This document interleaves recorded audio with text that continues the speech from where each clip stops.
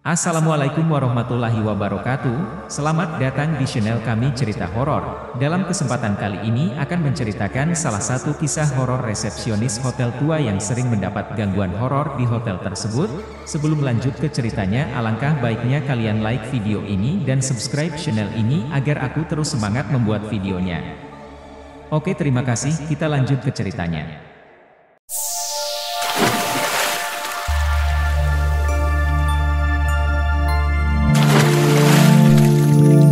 Pada tahun 1985, Lestari, seorang wanita muda berusia 23 tahun, baru saja diterima bekerja di Hotel Arjuna, sebuah hotel tua di pinggiran kota Bandung. Hotel Arjuna terkenal dengan arsitektur kolonial Belandanya yang megah namun menyeramkan. Meskipun bangunan itu terlihat indah dengan pilar-pilar tinggi dan ornamen klasik, ada aura misterius yang selalu menyelimuti tempat itu. Lestari pindah ke Bandung untuk mencari peruntungan setelah lulus dari sekolah menengah atas di kampung halamannya, sebuah desa kecil di Jawa Tengah. Dengan tekad kuat untuk membantu keluarganya yang hidup dalam kesederhanaan, Lestari menerima pekerjaan sebagai resepsionis malam di Hotel Arjuna meskipun ia mendengar beberapa cerita seram tentang tempat itu. Saat pertama kali datang, ia terkesima dengan kemegahan hotel. Namun, malam pertama bertugas, ia mulai merasakan keanehan. Lobi yang luas dan megah tampak sepi dan remang-remang. Suara langkah kakinya terdengar bergema, dan sesekali ia merasa ada yang mengawasinya. Namun, Lestari mengabaikan perasaan itu dan berusaha fokus pada pekerjaannya. Lestari adalah sosok yang ceria dan pekerja keras. Meskipun usianya masih muda, ia sudah terbiasa menghadapi berbagai tantangan hidup. Kehidupan di desa yang penuh keterbatasan membuatnya tumbuh menjadi pribadi yang mandiri dan kuat. Dengan rambut hitam panjang yang sering ia ikat kuda, serta senyum yang selalu menghiasi wajahnya, Lestari mudah disenangi orang-orang di sekitarnya. Malam itu, seperti biasa, ia sedang mengatur meja resepsionis, memastikan semua dokumen tertata rapi dan siap menyambut tamu yang mungkin datang. Suara detik jam di dinding lobi terdengar jelas, menambah kesan sunyi di malam itu. Tidak banyak tamu yang datang pada malam hari, terutama di hotel tua seperti Hotel Arjuna. Namun, Lestari tetap berjaga dengan penuh tanggung jawab, siap melayani setiap tamu yang datang. Di tengah keheningan malam, pintu masuk hotel yang besar dan berat tiba-tiba terbuka dengan perlahan. Angin malam yang dingin menyusup masuk, membuat Lestari menggigil. Seorang pria dengan pakaian klasik yang tampak usang melangkah masuk. Wajahnya pucat pasi, seakan-akan tidak pernah terkena sinar matahari.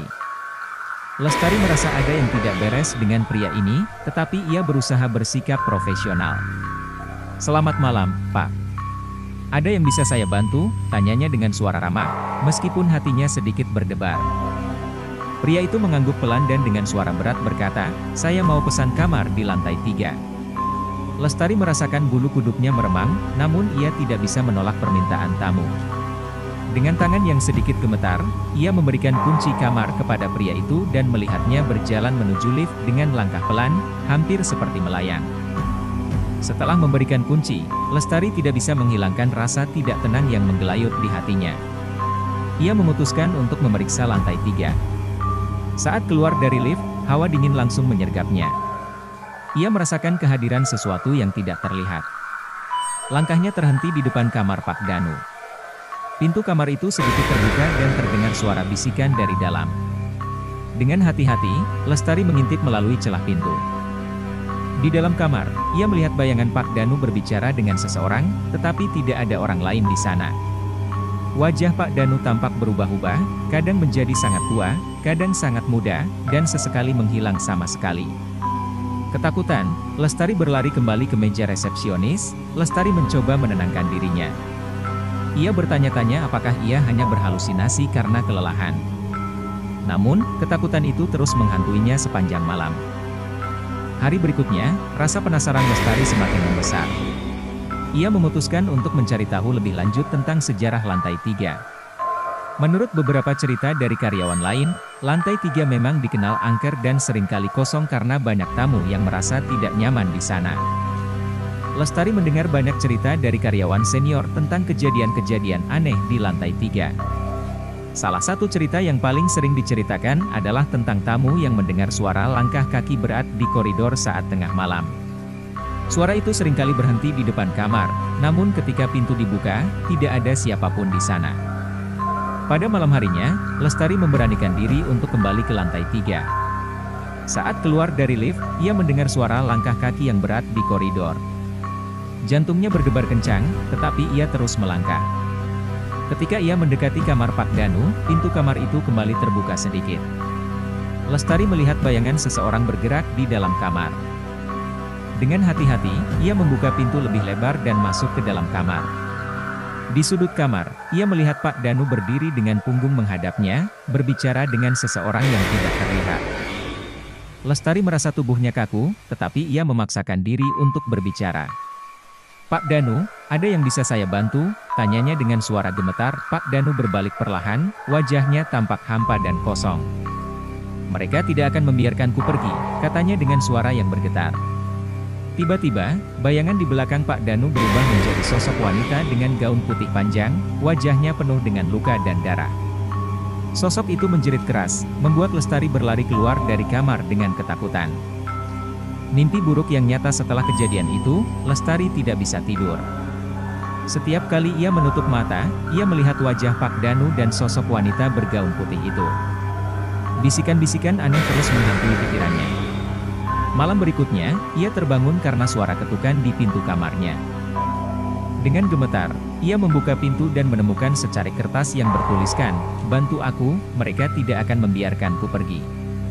Lestari merasa semakin tertekan. Ia memutuskan untuk mencari tahu lebih lanjut tentang sejarah hotel.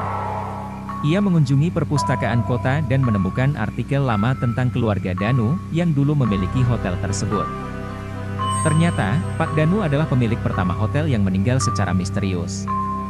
Banyak rumor mengatakan bahwa arwahnya masih bergentayangan di hotel, mencari bantuan untuk melepaskan dirinya dari kutukan. Lestari juga menemukan bahwa wanita bergaun putih itu adalah istri Pak Danu, yang meninggal secara tragis setelah mengetahui suaminya berselingkuh. Tragedi itu terjadi di kamar yang kini ditempati Pak Danu, menambah kengerian lantai 3. Lestari mencari lebih dalam dan menemukan bahwa beberapa tamu dan karyawan hotel pernah melaporkan penampakan sosok wanita bergaun putih. Ada yang mendengar tangisan di malam hari, ada yang melihat bayangan wanita itu di cermin, dan beberapa bahkan merasakan sentuhan dingin di bahu mereka saat berjalan di koridor lantai 3. Menghadapi ketakutan, Lestari kembali ke hotel dengan perasaan campur aduk. Ia tahu bahwa ia harus membantu Pak Danu dan istrinya, tetapi ia juga takut dengan apa yang mungkin terjadi. Malam itu, ia menyiapkan persembahan dan membakar dupa di lobi hotel. Ia memanggil roh Pak Danu dan istrinya, berharap bisa berkomunikasi. Tak lama kemudian, sosok Pak Danu muncul di depannya. Wajahnya tampak lebih tenang, tetapi masih penuh dengan kesedihan. "Terima kasih telah mencoba membantu," katanya. "Aku terjebak di sini karena dosa-dosaku. Aku butuh seseorang yang mau memaafkanku agar bisa pergi dengan tenang." Seketika, sosok wanita bergaun putih itu muncul di sebelah Pak Danu. Wajahnya yang penuh luka kini tampak lebih lembut. "Kami terjebak di sini karena rasa sakit dan dendam," kata wanita itu. "Tolong lepaskan kami." Dengan hati yang bergetar, Lestari memaafkan Pak Danu dan istrinya. Ia berdoa agar roh mereka bisa tenang dan menemukan kedamaian. Perlahan, bayangan Pak Danu dan istrinya menghilang, dan suasana hotel terasa lebih ringan. Namun, malam itu tidak berakhir begitu saja. Saat Lestari kembali ke meja resepsionis, ia melihat sosok seorang anak kecil berdiri di sudut ruangan. Anak itu tampak kebingungan dan sedih.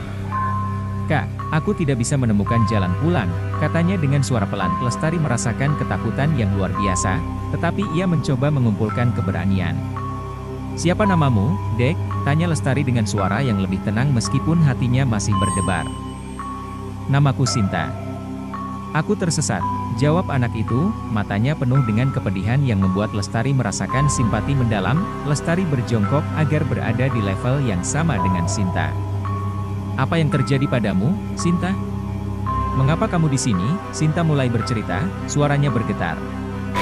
"Aku dulu tinggal di sini bersama keluargaku. Suatu malam, terjadi kebakaran besar. Aku tidak bisa menemukan orang tuaku dan berlari keluar dari bangunan. Aku terjebak di sini sejak saat itu." Lestari merasakan air mata menggenang di matanya. "Sinta, Aku akan membantumu menemukan kedamaian, katanya dengan penuh keyakinan. Ia memutuskan untuk kembali ke perpustakaan keesokan harinya untuk mencari informasi lebih lanjut tentang kebakaran yang disebutkan oleh Sinta. Di perpustakaan, Lestari menemukan artikel lama yang menceritakan tentang kebakaran besar di Hotel Arjuna pada tahun 1942. Kebakaran itu menewaskan beberapa tamu, termasuk satu keluarga dengan anak kecil yang tidak berhasil menyelamatkan diri. Nama anak itu adalah Sinta. Lestari merasa semakin yakin bahwa ia harus membantu roh-roh yang terjebak di hotel tersebut. Ia menghubungi seorang paranormal terkenal di Bandung yang dikenal dapat membantu mengusir roh-roh penasaran. Paranormal itu, Pak Agus, datang ke hotel pada malam berikutnya. Ia membawa berbagai peralatan dan mulai melakukan ritual di lobi hotel.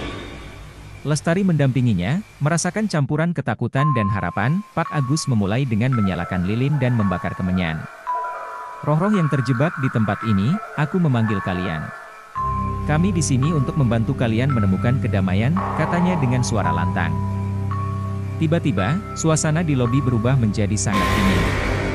Sosok-sosok samar mulai muncul di sekitar mereka.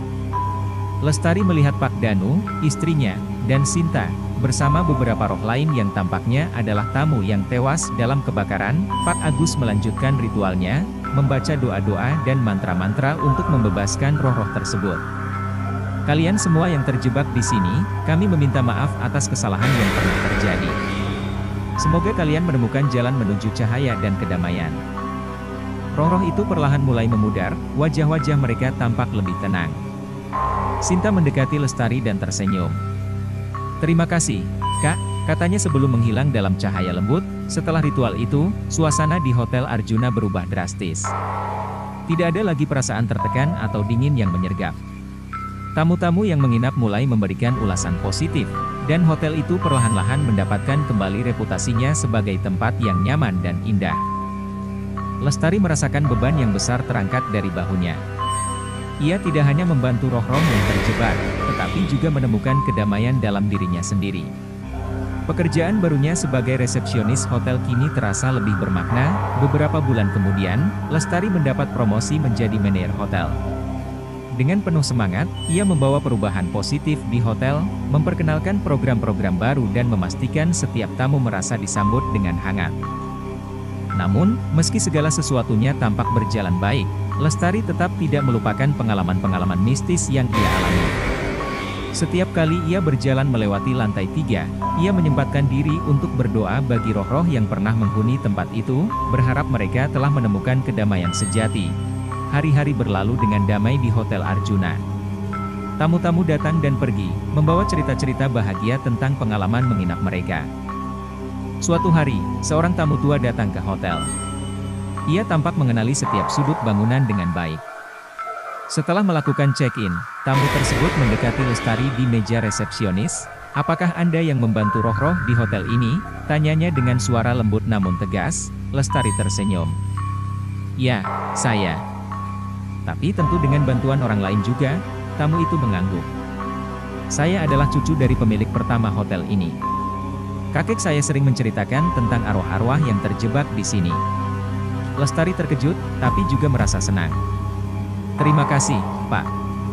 Saya hanya melakukan apa yang seharusnya dilakukan." Malam itu, Lestari duduk di lobi, merenung tentang semua yang telah terjadi.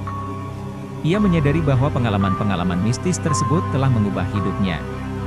Ia menjadi lebih peka terhadap hal-hal yang tidak terlihat dan lebih memahami bahwa dunia ini penuh dengan misteri yang terkadang sulit dijelaskan.